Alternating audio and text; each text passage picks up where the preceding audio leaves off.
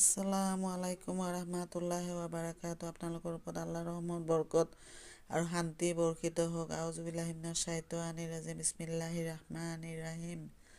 খেদা খোৱা শয়তানৰ ফুচলনিৰ পৰা আল্লাহ তুমি আমাক ৰক্ষা কৰা। পৰম কৰোণাময় পৰম দয়ালু আল্লাহ তাআলাৰ নামত আৰম্ভ কৰোঁ।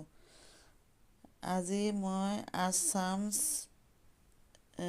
সূৰাটো পঢ়ি শুনাব খুজিছোঁ। শামছ মানে সূৰ্য মানে বেলি। সূৰা নম্বৰ এইটো 91 নম্বৰ সূৰা।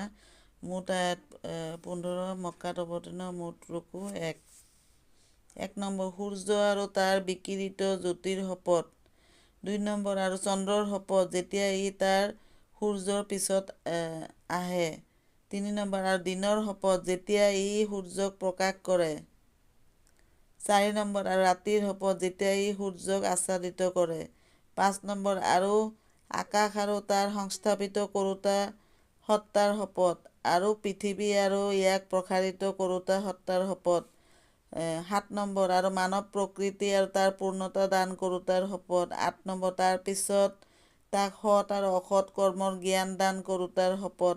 9 নম্বৰ নিশ্চয় সি মুক্তি পালে যি নিজৰ আত্মাক পবিত্ৰ ৰাখে। 10 নম্বৰ আৰু যি ব্যৰ্থ হ'ল যি ইয়াক কলুষিত কৰে। 11 নম্বৰ ছামুদবিলাকে নিজৰ অধ্যতাবশতঃ নিজ নবীক অস্বীকাৰ কৰিলে। 12 নম্বৰ যেতিয়া সেই জাতিৰ হতভাগা দুৰ্দান্ত মানুহটো উটজনীক বধ কৰিবলৈ উদ্যত হৈ উঠিল। 13 নম্বৰ তেতিয়া আল্লাহৰ ৰছুলে সিহঁতক ক'লে, সাৱধান, আল্লাহৰ উটজনীক উদংকৈ চৰি ফুৰিবলৈ দিয়া আৰু পানী খোৱাত তাইক বাধা নিদিবা। 14 নম্বৰ কিন্তু সেই মানুহবিলাকে তেওঁৰ কথা অগ্ৰাহ্য কৰিলে আৰু উটজনীক বধ কৰিলে। শেষত সিহঁতৰ পাপৰ শাস্তি স্বৰূপে সিহঁতৰ প্ৰভুৱে সিহঁতক ধ্বংস কৰি মাটিৰ লগত একাকাৰ কৰিলে। আস্তাগফিৰুল্লাহ। 15 নম্বৰ আৰু এই কামৰ পৰিণামৰ আল্লাহৰ কোনো ধৰণৰ ভয় নাই। সমাপ্ত।